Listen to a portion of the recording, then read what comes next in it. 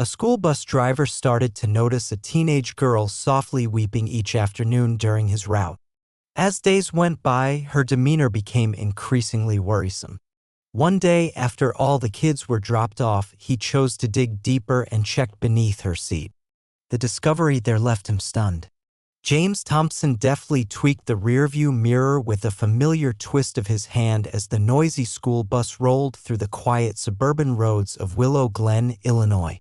At 62, the former mechanic had stumbled into a surprising new chapter as a bus driver, a role that brought order and meaning to his days after 35 years spent repairing engines and transmissions. The late afternoon sunlight streamed through the windows, throwing elongated shadows across the blue-gray seats. James checked his watch, 3:45 p.m., perfectly on time for the afternoon drop-offs. Most kids from Willow Glen Intermediate School were buzzing with excitement, talking about weekend adventures, upcoming exams, or the latest TikTok trends. The typical chaos of teenage chatter filled the air. But when James glanced at his mirror again, his eyes settled on a girl sitting by herself near the front. She was positioned 3 seats back, right over the air vent, her face partly obscured by strands of chestnut hair.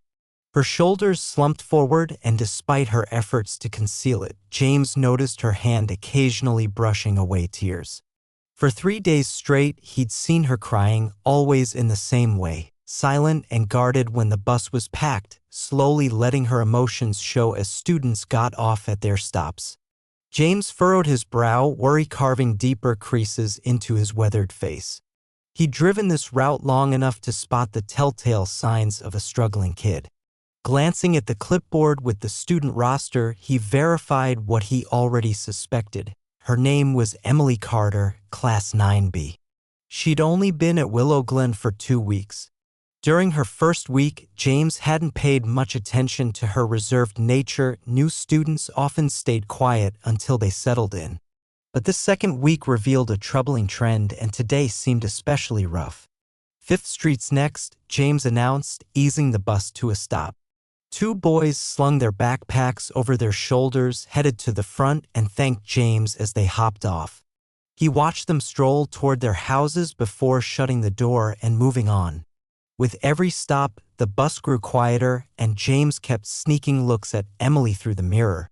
Only 5 students remained, and Emily's stop was the final one. As the bus emptied out, her silent tears became more obvious. At one moment, James caught something odd. While he steered through a turn, Emily leaned forward abruptly, her hand slipping under the seat. James couldn't quite make out what she was up to. He had to focus on driving, but it looked like she was inspecting the air vent beneath her. A sharp metallic clank rang through the now hushed bus. "You okay back there?"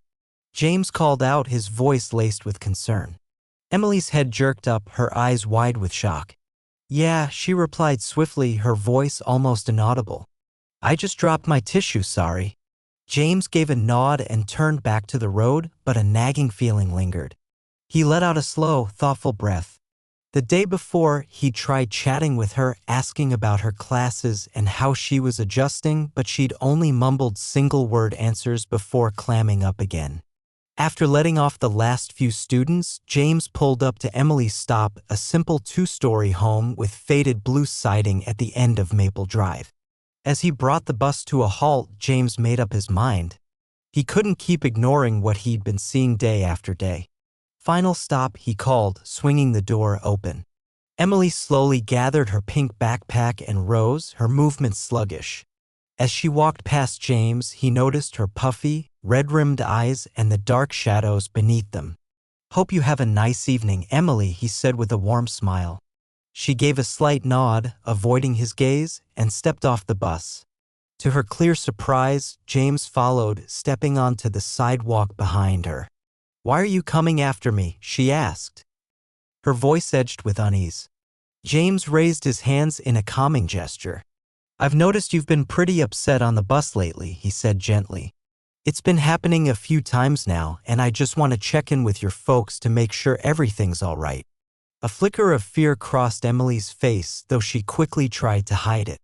"There's no need for that," she said firmly, her voice rising a bit. "It's not a big deal." School's just been tough, and I'm missing my old friends from my last school. James studied her expression, unsure. His years of life experience told him there was more to her story, but he didn't want to press too hard and frighten her. I get that, he said softly, but sometimes talking things out can make a difference. The front door of the house flew open abruptly, cutting him off. A man stepped onto the porch, his face unreadable. Emily, he called sharply. Get inside. Emily shot James a glance that felt almost desperate before hurrying toward the house, her steps quick across the concrete path. The man's focus shifted to James. Is something wrong? He asked, his tone flat but carrying a hint of coldness. James paused briefly before deciding to walk closer. He approached the porch, stopping a polite distance away. No issue, sir, James said. I'm James Thompson, Emily's bus driver. I just wanted to touch base because she seemed really down during the ride home lately. The man's expression stayed blank. I'm Michael Reed, Emily's stepdad, he said. Her mom's not here right now. James nodded. I just thought you should know Emily's been crying on the bus. I'm worried something might be bothering her. Michael's face softened just a touch, though his eyes remained distant. Her grandma passed away not long ago, he said. It's been rough on all of us, especially Emily. They were tight. She'll get through it, we hope. I'm so sorry to hear that, James said, feeling a small wave of relief at the explanation. My condolences. I didn't mean to overstep. Thanks, Michael said, already turning back toward the door. Have a good one. Before James could finish offering a polite goodbye, the door shut with a firm click. As he walked back to the bus, a persistent unease gnawed at him. Michael's explanation seemed reasonable, but something about his attitude didn't sit right. There was no hint of sorrow in his voice when he spoke of the grandmother's passing, and he'd been quick to brush James off. Maybe I'm reading too much into it, James mumbled as he climbed back into the driver's seat. Guy might just be swamped or not big on talking. Still, as he fired up the engine and pulled away, the memory of Emily's pleading glance stuck with him. James drove the bus back to the depot, cruising through familiar streets on autopilot as his thoughts stayed fixed on Emily. The setting sun cast long shadows across the neighborhood as he rolled into the school bus lot. After parking in his assigned spot, James started his usual end-of-day tasks. He walked the length of the bus, inspecting each seat for lost items and picking up the usual mess: crumpled papers, empty snack bags, and half-empty water bottles. He tossed each item into the trash bag he always carried, working methodically from the back to the front. When he reached the front seats, James stopped. This was Emily's spot, right above the air vent. He remembered the clank he'd heard and her quick excuse about a dropped tissue. Looking at the seat now, he realized he hadn't seen her holding any tissues when she left. She might have tucked it away, but James's gut urged him to take a closer look. He knelt down, his knees creaking in protest. The floor around the seat looked clean, no tissues or stray debris. James's eyes shifted to the air vent itself. It was bolted to the floor, but as he inspected it, he spotted a narrow gap between the vent and the seat base. What do we have here? He muttered, sliding his fingers into the tight space. His fingertips grazed something smooth and unfamiliar. After some effort, James pulled out a small plastic packet. When he held it up to the light, his breath hitched. It was a partially used blister pack of pink pills. James turned it over, examining the unfamiliar medication.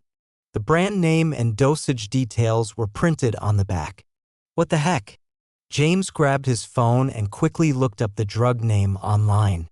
His eyes widened at the results: birth control pills. James sank heavily into the driver's seat, the packet still in his hand. A 14 or 15-year-old girl was hiding birth control under her bus seat. Paired with her tearful, withdrawn behavior, it raised serious red flags. James snapped several photos of the pills with his phone, carefully documenting the find and its location. Then he slipped the pills into his waist bag, the weight of responsibility pressing down on him. This wasn't something he could just shrug off. With slightly shaky hands, James found the principal's contact info on his phone and attached the photos to a message. Found these stashed under a seat on my bus today. They belong to a student. What should I do next? He sent the message and waited, but no reply came right away. Growing more anxious, he decided to call the principal directly. After 3 rings, a gruff voice picked up. Principal Harris speaking. Hey, sir, it's James Thompson, the driver for Route 14, James said, gripping the phone. A heavy sigh came through the line. Thompson, I'm tied up in a school board meeting right now. Is this really pressing? Principal Harris asked, sounding irritated. I think it's serious, sir. I just texted you some photos, James replied, his voice steady but urgent. I haven't had time to look at my messages, Harris snapped, his impatience clear. Can't this wait until I'm done here? How critical is it? James paused, weighing how much to reveal over the call. I found something troubling on the bus that belongs to one of your kids. You need to see it as soon as you can, he urged. I'll check your message when the meeting wraps up, Harris said curtly, his tone signaling the end of the discussion. Don't bother me unless it's a real crisis. The call cut off abruptly, leaving James staring at his phone, frustration bubbling up. He'd hoped the principal would take this seriously, especially given what he'd uncovered. Looks like I'm on my own for now, James grumbled, slipping his phone into his pocket and grabbing his things. James dropped off the bus key at the depot office, punched out, and walked to the parking lot where his trusty old Buick sat. The car had seen better days, its blue paint was peeling, and the engine made a stubborn rattling noise, but it had been his faithful ride for 15 years and still got him where he needed to go. As he pulled out of the lot, James's mind wrestled with uncertainty. His route home would pass right by Emily's house on Maple Drive. Part of him wanted to swing by and show the pills to her stepdad to make sure she was okay. But Michael's cold, dismissive attitude from earlier made him think twice. Maybe he's hiding it from her, James said to himself as he drove. Could be she's keeping the secret from everyone. He drove past the turn to Maple Drive where Emily's house stood, but his conscience tugged at him. He slowed the car, doubts gnawing. After a brief moment of indecision, he flipped a U-turn at the next light and headed back. Parking in front of the simple blue house, James took a deep breath to calm his jangled nerves. He wasn't eager for another tense exchange with Michael, but his worry for Emily trumped his unease. He walked up and rapped firmly on the door. No answer. He waited a bit, then knocked again, louder this time. Still silence. James leaned toward the front window, peering inside. The house was pitch dark with no hint of movement or life. It seemed deserted even though it hadn't been long since he'd dropped Emily off. Back at his car, James dug out the emergency contact list he kept for his route students. He found Emily's details and dialed the number listed for Michael Reed. The phone rang several times before hitting voicemail. That's odd, James muttered, ending the call without leaving a message. Where'd they have gone so fast? With a weary sigh, he started the car and resumed his trip home. He'd done all he could for now. Maybe Principal Harris would get back to him soon, or he could try reaching Emily's family later. A few miles down the road, James spotted a familiar figure stepping out of a pharmacy on Cedar Street. It was Emily, alone, looking wretched with one arm clutched around her stomach like she was in agony. Without a second thought, James pulled over and hopped out of his car. Emily, he called gently, careful not to spook her. She looked up, her face a mix of surprise and exhaustion when she recognized him. She stopped but kept her distance. You okay? James asked, noting her pale, drawn face. You seem like you're hurting. I'm all right, she said in a flat tone, though her hunched posture told a different story. James glanced around the street. Where's your stepdad? Did he leave you here? He asked, concern creeping into his voice. That's none of your concern, Emily shot back, her tone sharpening. Why are you bothering me? James raised his hands in a peaceful gesture. I'm just worried about you, that's all. I've been driving buses for years and I can spot when a kid's going through something rough. Emily shifted awkwardly, gripping her stomach tighter. I told you, I'm fine. Just leave me alone, please. Before James could say more, a middle-aged couple strolling by slowed down, eyeing him and Emily with suspicion. Everything all right here? The man asked, looking at Emily. She hesitated, then murmured softly, "He's making me nervous." The couple quickly stepped between James and Emily, their stance protective. "You need to go, sir," the woman said firmly. James's face flushed with a mix of embarrassment and frustration. "I'm her school bus driver," he explained. "I was just making sure she's okay." "She obviously doesn't want your help," the man said sternly. "Walk away or we'll call the cops." Realizing he couldn't clarify without escalating things, James reluctantly headed back to his car. As he pulled away, he glanced in his rearview mirror and saw the couple had moved on, leaving Emily alone again. He eased off the gas, watching as Emily suddenly doubled over a trash can and vomited violently. "Something seriously wrong," James muttered, his unease growing. His gut screamed to call the police, but what could he say? That a girl said he scared her? That he found birth control pills and now she was sick? Without solid proof of immediate danger, jumping to the authorities before talking to her parents might stir up trouble. James opted to keep watch from afar. He parked across the street, feeling uneasy about shadowing a young girl but certain his intentions were good. If anything alarming happened, he'd step in. From his spot, he saw Emily pull herself together and walk shakily toward a small liquor store at the end of the block. She slipped inside and James waited, checking his phone now and then for a reply from the principal. About 10 minutes later, movement at the store caught his eye. Emily stepped out, but she wasn't alone. Michael Reed followed, locking the door and flipping the sign to closed. James realized Michael must work at or own the store, which explained why the house was empty earlier. They headed to a sedan parked nearby. Through his window, James saw Michael hand Emily a drink. From this distance, he couldn't tell if it was booze or something harmless like water or soda. She took it without enthusiasm, her eyes fixed on the ground. James's finger hovered over his phone's emergency button. Should he call the cops? What if he was blowing this out of proportion and there was a simple explanation for it all? But what if he wasn't and Emily was in real trouble? As he wrestled with the decision, Michael's car pulled away. On impulse, James started his engine. He tailed them to ensure Emily's safety while trying to reach someone with authority who could step in. Keeping a careful distance behind Michael's sedan, James brainstormed other ways to help Emily. The principal hadn't answered his text, but maybe another school staffer could assist. With one eye on the road, James scrolled through his contacts until he found Emily's homeroom teacher, Ms. Sarah Bennett. He'd met her at the school year's staff orientation and recalled her as a compassionate, dedicated teacher. He set the phone to speaker, placed it in the cup holder, and let it ring. "Hello," a woman's voice answered after 3 rings.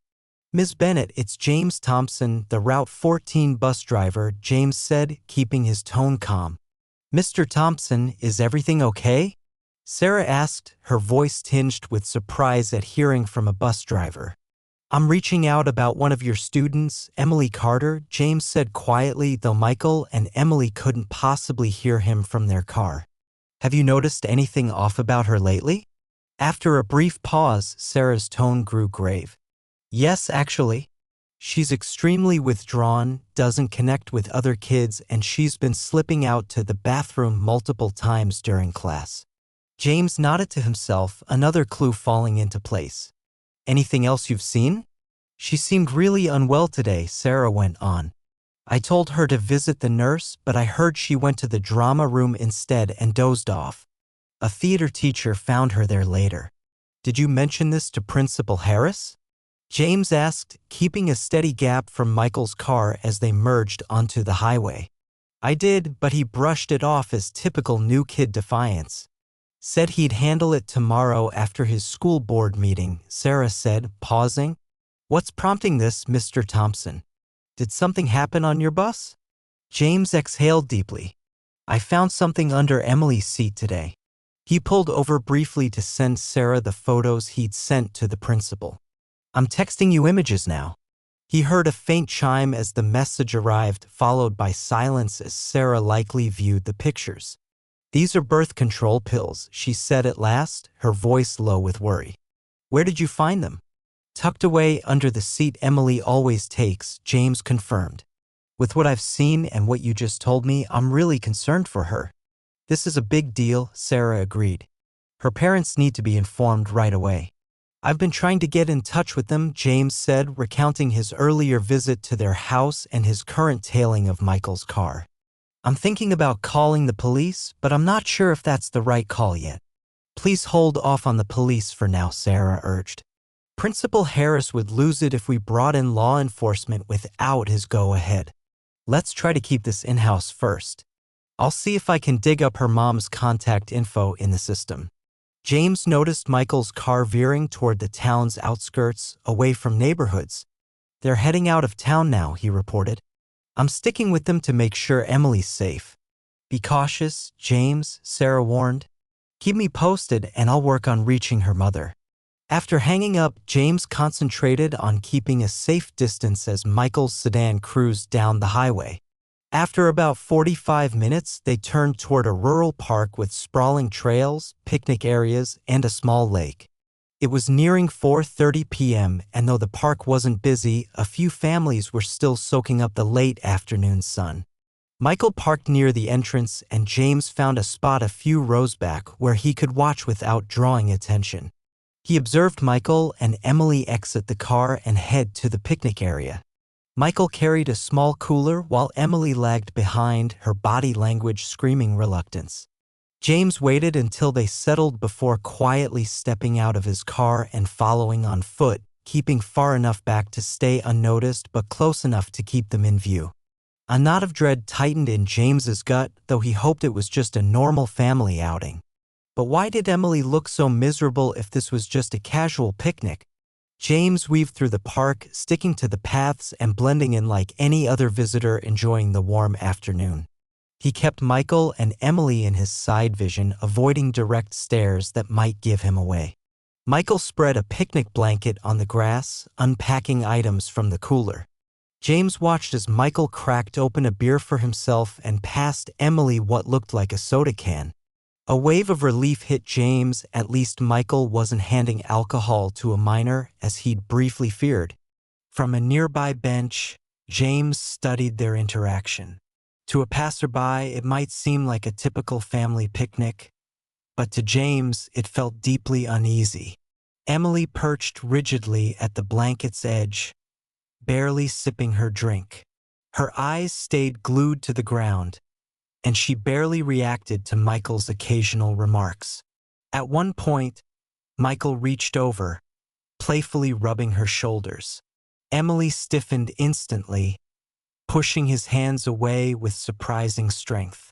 Michael chuckled, but James caught a fleeting spark of anger in his eyes. Maybe I'm blowing this out of proportion, James whispered to himself, second-guessing his instincts. Maybe Emily was just mourning her grandma, like Michael had said. Maybe the birth control was for a teenage romance, concerning for her age but not necessarily dark.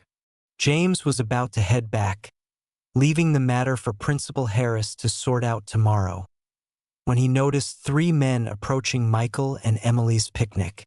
They looked to be in their 30s or 40s, dressed casually but with a tense edge that set James on high alert. Michael stood to greet them, giving one a hearty backslap and laughing like they were old buddies.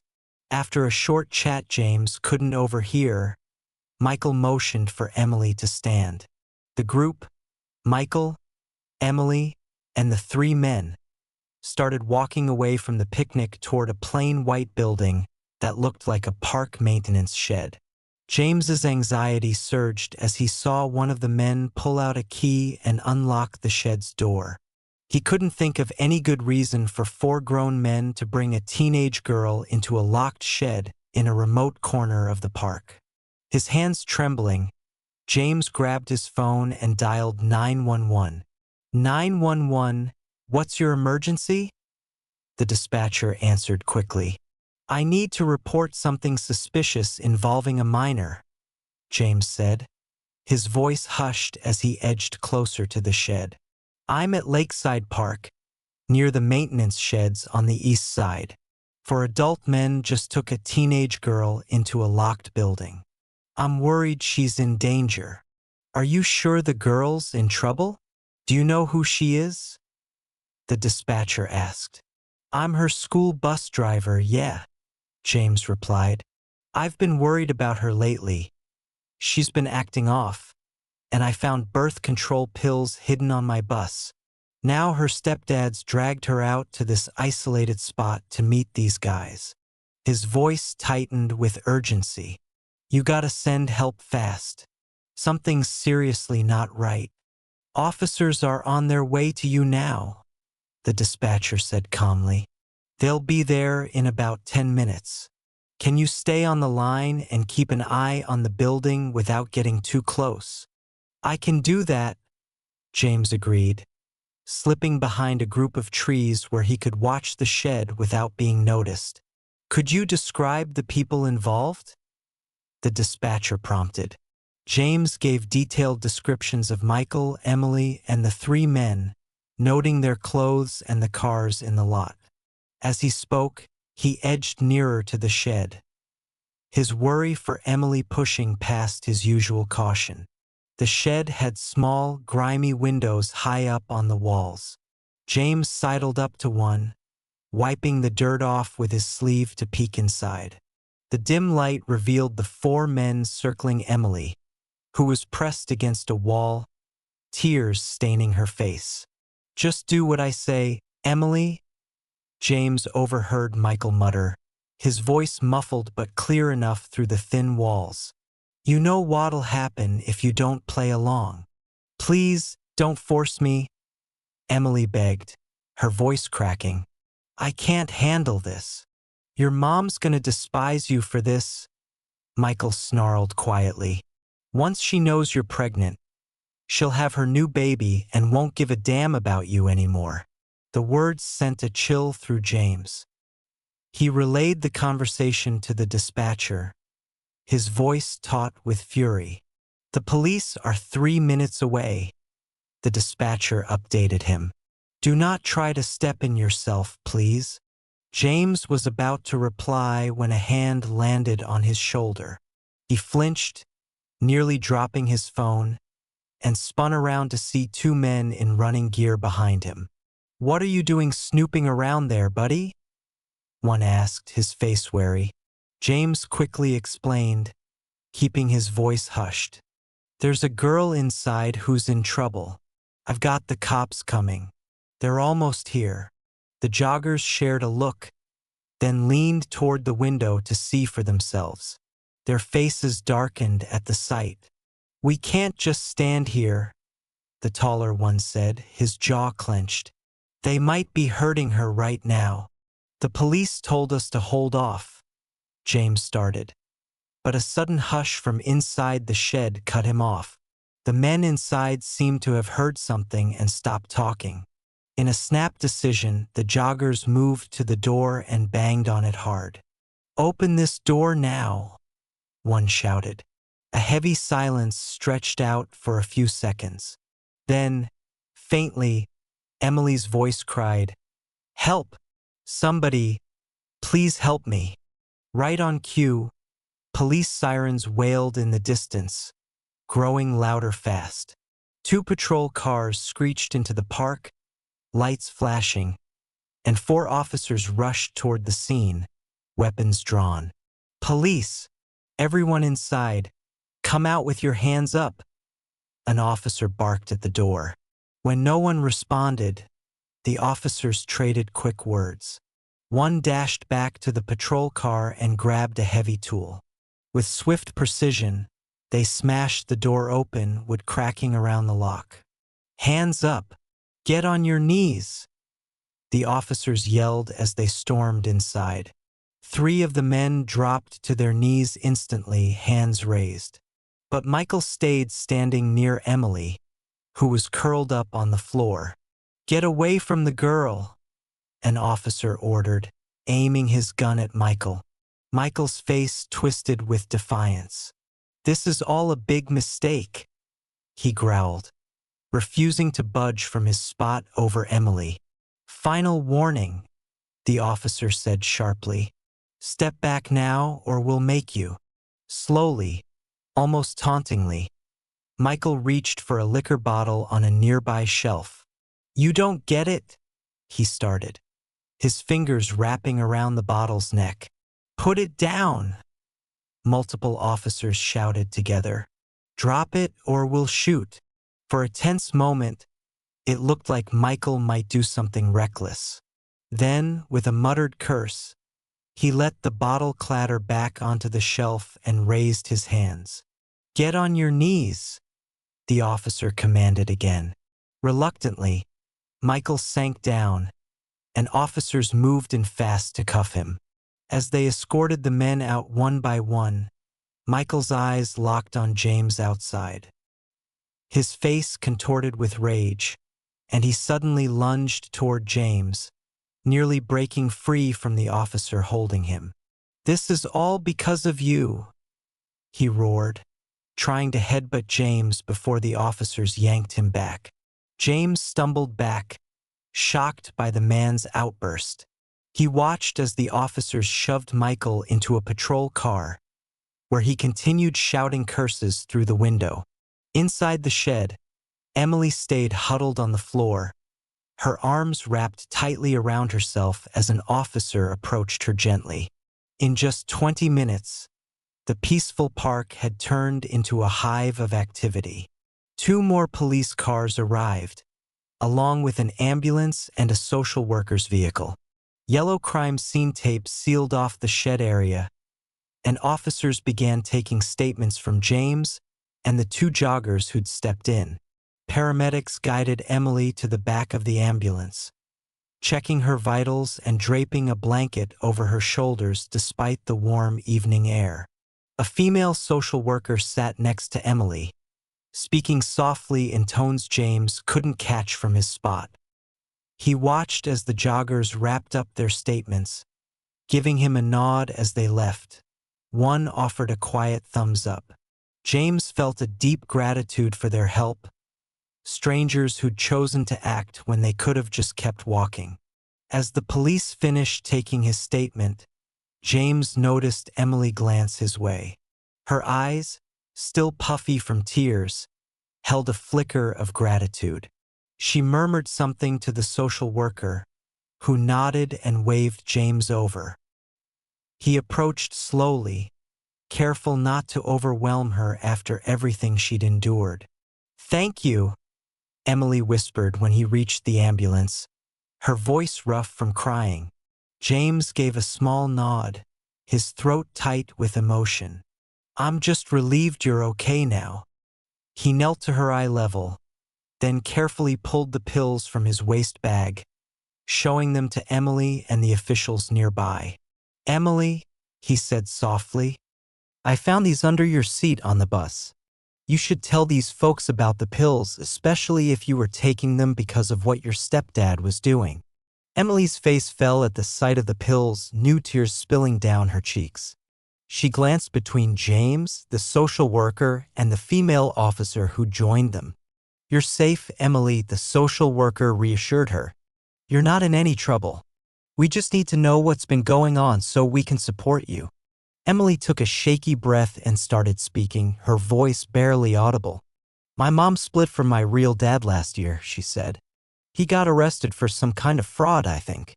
Then Mom started dating Michael and she got pregnant pretty fast." She paused, rubbing her arms like she was freezing despite the blanket. "Mom's been away for 2 weeks, staying at my grandma's place.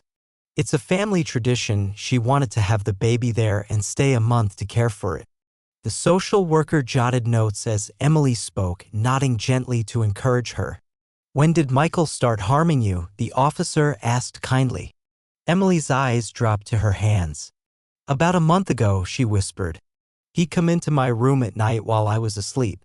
I was terrified, but he said if I told anyone, especially Mom, he'd kill us all, including the baby." Her voice broke. "So I stayed quiet." "And these pills?" James asked gently, pointing to the birth control pack. "I started feeling sick in the mornings," Emily went on. "A girl at school noticed and said I should get birth control pills. I didn't really get it, but she said they'd stop me from getting pregnant, so I used my saved-up money to buy them. The paramedic shared a concerned look with the social worker. Emily, the paramedic said carefully, if you were feeling morning sickness, birth control pills wouldn't help.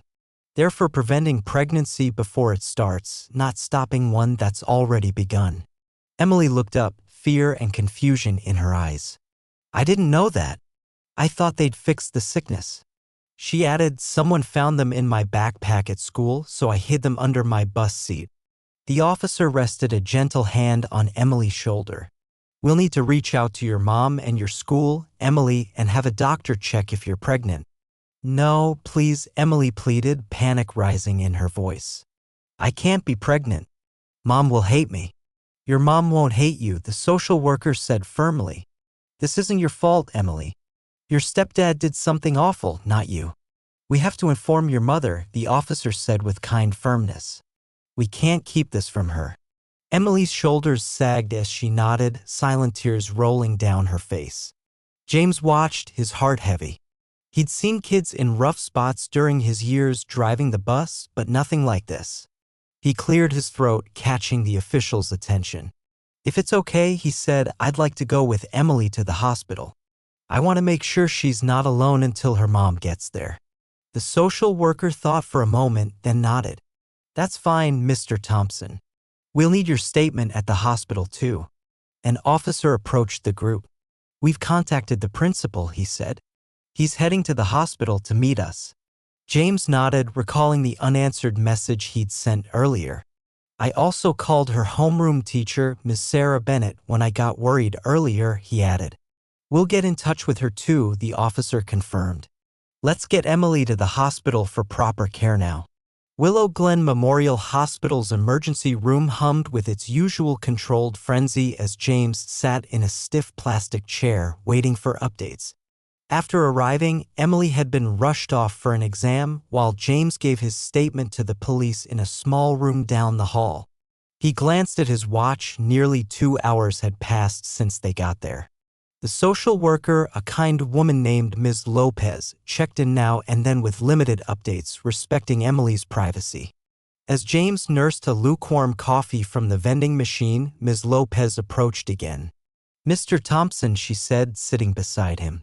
Emily's asking for you. They finished her initial exam. And she's in a private room now. Want to see her? James stood up right away. Yeah, absolutely.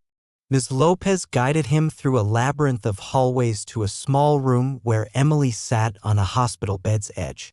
She looked tiny in the oversized gown, her eyes red but no longer teary. A female doctor was typing notes on a tablet by the window. James? Emily said, a trace of relief in her voice. How you holding up, kid? He asked softly, pulling a chair close to her bed. Before she could respond, the doctor spoke. Mr. Thompson, I'm Dr. Patel. I understand you're the one who first noticed something was wrong with Emily. James nodded. I'm her bus driver. I saw her crying every day on the bus, then found those pills. Dr. Patel's face was somber. I've examined Emily and I can confirm she's pregnant in the first week of pregnancy. James shut his eyes for a moment, the news hitting like a punch to the gut. When he opened them, he saw silent tears streaming down Emily's face. A sudden commotion in the hall broke the moment. A woman's panicked voice echoed, demanding answers from the staff. Seconds later, the door flew open and 2 women burst in, one in her late 30s, the other maybe 20 years older. Emily, the younger woman, cried out, hurrying to the bed and wrapping the girl in a tight embrace. My God, sweetheart, what happened? The cops called and said. She trailed off, her voice breaking as she clung to her daughter, unable to finish. Mom! Emily sobbed, holding on to her mother desperately. The older woman, likely Emily's grandmother, stood at the bed's foot, her face frozen in a mix of rage and disbelief. Where's that monster? She demanded, her voice sharp, aimed at no one in particular. I'll tear him apart myself. Dr. Patel stepped forward calmly. Mrs. Taylor's mother, I'm Dr. Patel. I've been looking after Emily since she got here. Could we step aside to discuss her condition privately? Emily's mother eased back, her face ghostly pale. Condition? What's wrong with my girl? She asked, her voice trembling. Dr. Patel glanced at Emily before turning back to her mother. Mrs. Taylor, I'm sorry to say that Emily is pregnant.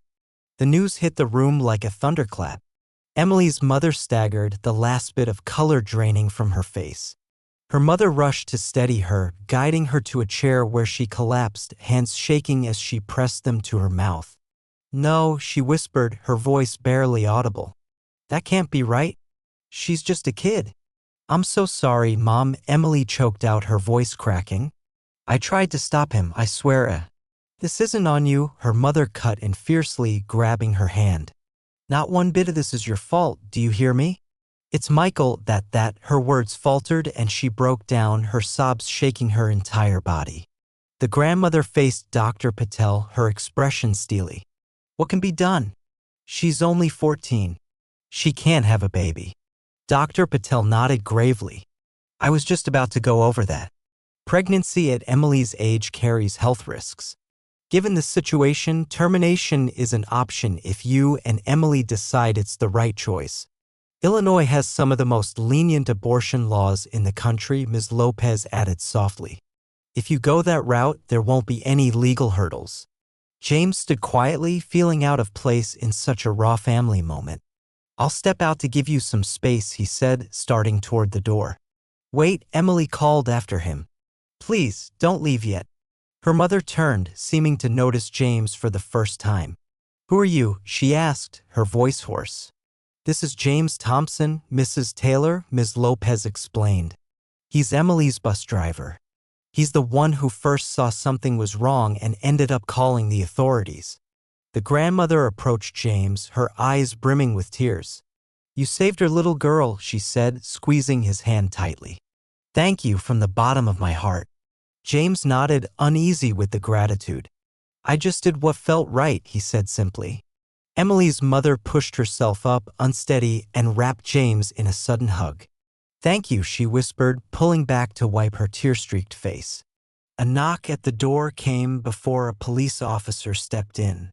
Mr. Thompson, can I have a word with you? He asked. James nodded and followed the officer into the hallway, leaving the family to talk privately with the doctor and social worker. I wanted to fill you in, the officer said once they were in a quiet corner.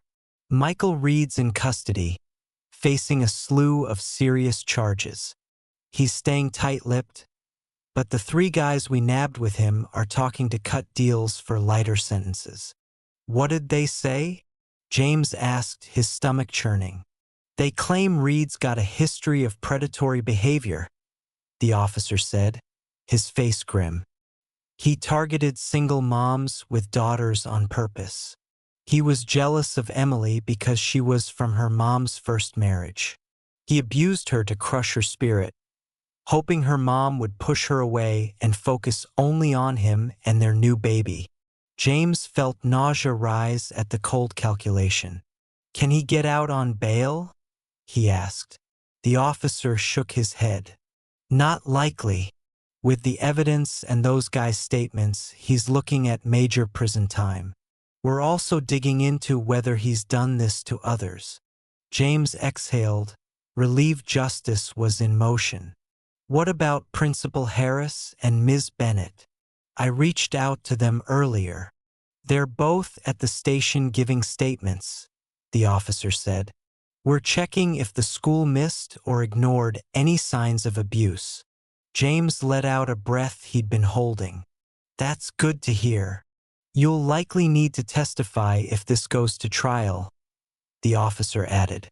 But that's later. For now, head home and get some rest. You've gone above and beyond today. James nodded, suddenly feeling the weight of exhaustion in every muscle. I'll do that, he promised. Leaving the room where he'd given his police statement, James felt the day's toll sink into his bones. As he walked down the hospital corridor, he spotted a woman sitting alone in the waiting area, her eyes red from crying, one hand resting protectively on her swollen belly.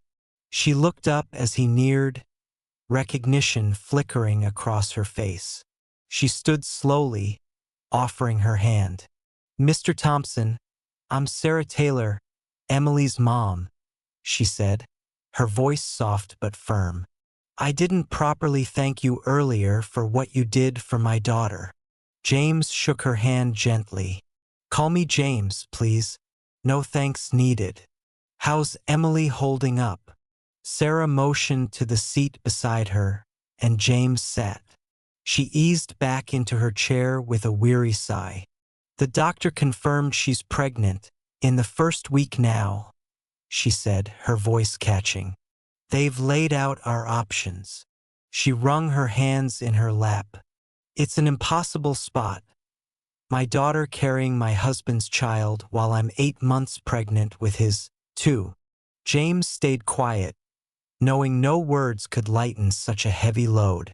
I had no idea, Sarah went on, her voice barely above a whisper. I thought it was fine to leave her with Michael while I stayed at my mom's to get ready for the baby. It's a family tradition. She shook her head, eyes distant. How could I have missed it?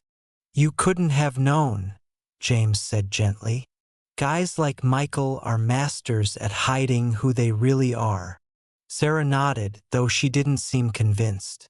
She braced herself against the chair to stand. I need to get back to Emily. We've got so much to figure out about what's next. As she stood, Margaret, Emily's grandmother, approached from the hallway. Her face was lined with grief, her eyes red, but she held herself with quiet strength. Sarah, Emily's asking for you, she said, then turned to James. Mr. Thompson, we haven't been properly introduced. I'm Margaret Evans, Emily's grandmother. James stood and shook her hand. Nice to meet you, Mrs. Evans, though I wish it wasn't like this. Suddenly, Sarah gasped, doubling over with a pained grimace, clutching her belly. Sarah? Margaret rushed to her side. What's happening?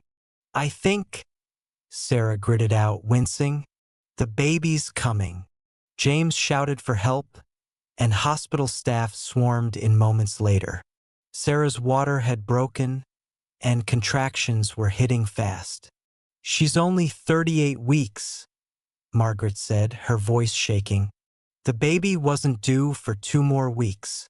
Stress probably triggered early labor, the doctor explained, helping Sarah into a wheelchair.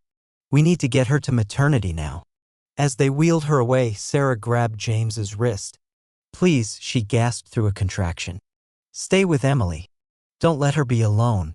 I promise, James said with a nod. Margaret hesitated, torn between her daughter being wheeled off and Emily's room. Emily needs someone with her, but I can't leave Sarah, she said, her voice cracking. Go with Sarah, James urged. I'll stay with Emily until you're back. Margaret paused only a moment before nodding. Thank you. I'll return as soon as I can. As Margaret hurried after the medical team, James stepped cautiously into Emily's room. She sat on the bed's edge, her face etched with fear and confusion. Is my mom gonna be okay? She asked the second she saw him. Your mom's tough, James reassured her, pulling a chair beside her bed. The doctors are taking great care of her. Emily nodded, but doubt lingered in her eyes. She got so upset when we talked about what to do. Her hand drifted to her stomach unconsciously. Grandma said I should keep it, maybe say it's from a boy at school or something. James kept his face neutral, though the idea troubled him. What did your mom think? He asked. She got mad, Emily whispered. Said she wouldn't let me ruin my life or carry that burden forever. They sat quietly for a moment until Emily spoke again, her voice so soft James leaned closer to hear. I overheard Grandma talking to a nurse. She said the new baby's coming soon and Mom won't have time for me anymore, that she'll love me less and the nurse should just, you know. James turned to Emily, choosing his words with care. Emily, let me tell you something important, he said. I've got 5 kids myself. Each one's unique, special in their own way. And never once did loving one mean I had less love for the others. Emily looked up, her eyes wide with uncertainty. Love doesn't run out like that, James continued. It's not a pie where a new person gets a smaller piece. It's more like he paused, searching for the right image, a candle lighting another. The first flame doesn't dim, it just makes more light. You really think so? Emily asked, her voice small. I know so, James said firmly. Your mom loves you, Emily. A new baby won't change that. And whatever you decide about your situation, her love for you won't waver. Emily sat silently, mulling over his words. At last, she gave a faint smile. Thank you for finding those pills, James, and for following us today. I was so scared. I couldn't ignore it when I knew something was wrong, James said plainly. That's just not me. As they waited for news about Sarah and the baby, James thought back on the day's events, a small observation, a spark of concern, a choice to act instead of look away. Tiny decisions that had altered a young girl's path. He didn't know what Emily and her family would choose or how they'd heal in the coming weeks and months. But he knew that by paying attention, by refusing to ignore a kid in pain, he'd made a difference. And maybe that's all anyone can hope for, to see when someone's hurting and to find the guts to step up.